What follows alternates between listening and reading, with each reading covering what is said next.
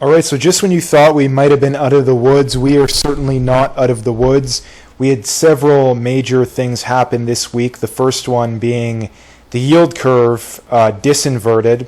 Second thing, we had a weak jobs report, which subsequently Friday was a very, very bad day in the markets. The S&P was down almost 2%, I think. The NASDAQ was down over 2%.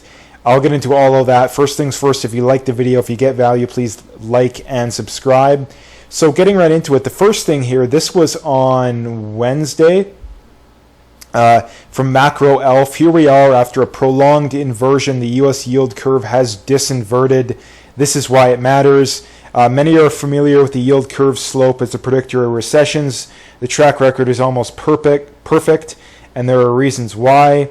Again, you go back to virtually almost like every single one. I think basically like I think it's 80% roughly chance that once this happens, you get a recession. In fact, you go back to 2010 before that it happened, to the early 2000s before then it happened, back right before 1989. So that's usually what happens. An inverted yield curve often leads towards a recession because it chokes real economy agents off with tight credit, which are reflected in weak future growth and inflation expectations. A steep yield curve instead signals accessible borrowing costs, feeding into exceptions for solid growth and inflation down the road. Understanding the yield curve is crucial to becoming a better macro investor. The recent bull steepening is happening late cycle with nominal growth is slowing down. Here's what the combination means for markets. Specifically, a disinversion happens after a long period of yield curve inversion is the macro signal that has historically indicated weak growth ahead. Take a look at the chart below. It's a disinversion investors should watch closely, not the initial inversion. So that's what a lot of people bring up, but usually it's post or disinversion is when things start to go downhill. So that's basically what I wanted to bring up as far as that goes. Nobody knows what's going to happen for sure. I don't think that we're going to get a crash on the levels of '08 for sure, even the tech bubble, because especially compared to the tech bubble, I mean, you had many stocks out there that were very, very large market caps in the market that weren't even making money, and nowadays that's not happening. And on top of that, although the economy certainly is weakening, is it weakening significantly? I don't think so. So my personal opinion is, do we see a prolonged downturn? I kind of doubt it. I think we see a short-term lull, for lack of a better way of putting it, because I think that although governments are responsible for these problems, let's face it, let's stop lying to ourselves, the one thing they are really good at is papering over the problem. So if any, like, they have become extremely good at kicking the can down the road and papering over the issues that we face. So I don't think we see a major downturn. I think we're going to see a run-of-the-mill pullback, a run-of-the-mill downturn in the economy. I don't think it's going to be anything crazy. I've said time and time again, I think 10-15% in the markets is probably the likely thing that's going to happen. And I'll get into the indexes and what all happened there. I also wanted to touch on Bitcoin here as well. If we look at, this is a historical Bitcoin chart going back to 2011. And there's a pretty clear support line here, and Bitcoin is down quite significantly. It's down right around 53,000 US, which is basically that line that it has held going back to the last couple pullbacks here we've seen over the last couple months or so. So that's going to be very interesting to see with Bitcoin as well. Does it hold that 52,000-ish area US? That's the big question here. I think that it probably does, although nobody knows. But one thing that I do know, and I don't know where the bottom's going to be in the near term in whether it's stocks, whether it's Bitcoin, I really don't. But the one thing that I am very confident in is that when we see a rebound in the markets and in the economy as a whole, I think that's when Bitcoin is going to skyrocket. I think that's, again, I've said time and time again, I think we're going to see a short period of time where it goes up 50, 100, 150% over a period of 6 months, maybe even less. And I think that's going to be in the next year. I could be wrong, but that's just what I'm thinking. But again, this chart is very, very clear. It's a very clear chart. And what that signifies is 2026, I mean, this doesn't signal us to go over 100,000 until probably 26, 27, roughly, assuming this pattern holds. But you also see brief spikes where it goes significantly above that. So nobody knows what's going to happen. I've said that time and time again with everything. But I think that we're going to see a major bull run in Bitcoin in the near future. Again, that's just my opinion. Obviously, I could be wrong about all of that. Nobody really knows, but that's just what I'm thinking here. So if we get into the indexes and the more of the sides of the market here, everything was down quite significantly. If we look at the S&P, it was down 1.73 on Friday. It was down over 3% for the week. If we look at the NASDAQ was down 2.5%. It was down 4.7% on the week. If we look at the equal weight index, I believe got hit the least hard. So let's check out the equal weight index just to see that. And I've said time and time again that the value side of the market is the place to be. So again, it was almost exactly the same.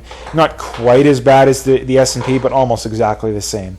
If we look at mid caps I believe were about the same.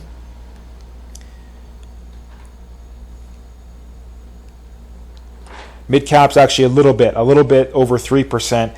Small caps got hit very hard. Like small caps got hit, I believe, comparable to the NASDAQ actually this week. And that really is expected in these kinds of times because they're the ones that are they're more volatile, right? They're more volatile than the mid caps and the large caps. That's why you're going to see a more prolonged downturn. They were down just over 4%. So small caps got hit really hard. So the real question here is, what do we do going forward? Do we sell? Do we buy? And I've said this time and time again that the strategy should not change. The strategy should stay very, very, very simple. The strategy is and always is for me, again, I'm not saying I know for sure. Obviously, I could be wrong. Do your own due diligence. But my strategy is quite clear. My strategy is I'm always looking for value. I don't care whether the S&P has a PE of 25 or 10. There's always if it had a PE at a certain point, there would be no value. But it's extremely rare to see that. So I would say there's almost always some area of the market that has value. There's almost always some area that has value, whether it's small caps, mid caps, large cap, value, growth, certain sectors, certain subsectors. You really need to be looking for those areas, right? You really need to be looking for those areas. And something that I've noticed recently is, and like I mentioned a week or two ago, is that there wasn't a lot of value out there. There was not a lot of value out there. But now, after we get this pullback, is whenever you get those pullbacks, this is something that I've said a lot before. When you get those pullbacks, that's when you want to be going through your watch list to see, is anything at a good value? Is anything at an even better value that I should be buying even more of? And vice versa always as well, is that you should be constantly going through the things you're buying or you own to say, hey, is this overvalued? Is this undervalued? Because if it's overvalued, do you want to trim? That's something that you always should be keeping in mind as well. In that, I think that if you're an active stock investor, if you're just a passive ETF guy, that's not really my style. To be frank, that's definitely not my style. I'm more of the active, I want to buy my own stocks. I do own ETFs. My plan has been and will continue to be probably 10 to 20% of my personal holdings to be in ETFs, probably around 20, I would say. And the main reason for that is that over the long term, I want to simply sell covered calls on those positions, because the indexes usually other than like the Mag 7 stocks, the indexes are the ones that have the deepest options liquidity and markets, and that's something that I like doing as well. Number one, because it's a good way to broaden your knowledge of the markets. And it forces you to follow things more closely and to make smarter decisions. And number two, it is a way to increase your overall returns. Based on my calculations, you could probably increase your returns easily 1 or 2% per year using options, and as high as maybe 3 or 4, maybe even 5 if you are really, really good. And that makes a world of difference. Like a 2% difference over a lifetime, we're talking about at least $100,000. We're probably talking $200,000, $300,000, $400,000, $500,000, depending on how much you're investing every month or every year, just in selling covered calls. The problem with that is that when you're first starting out, it's not something you're going to be able to do, because if you take this ETF, for example, you need $22,000 to do it, right? So that's the problem there. But at some point, I do have a few holdings that I'm already able to do it on. There's some of the lower value stocks, but I'm well on my way to be able to do it with the ETFs. And that is another easy way. And not only that, it's also a way to reduce volatility, because if you're selling those options or those covered calls every month, that's returns. That's not the official term for it, but that's the term we'll use. That's returns that you'll be getting regardless of whether the market is up or down, whether the stock or the ETF is up or down. So that's something that I've talked about a lot before, that I think is something that everybody should be doing. So long story short here, there's no need to panic. I don't think that anything major is going to happen. And even if we do get like a 20, 25, 30% pullback, well, that's just going to provide even more value in the market. So I don't think that there's reason to panic. The strategy stays the same. Look for value. That's all you're doing. You're constantly looking for value. And there almost always is value.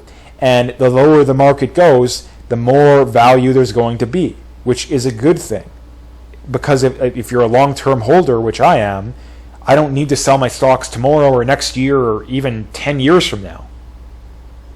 I don't care. So 10 years from now, 20 years from now, nobody's going to care whether, the price of things today. Like, nobody's going to care. If you're retiring or you're relying on this for income, that's completely different. But if you're a long-term holder, you really won't care, and you shouldn't care. So anyway, like I mentioned off the start, if you liked the video, please like, comment, subscribe, all that good stuff, and stay tuned for more.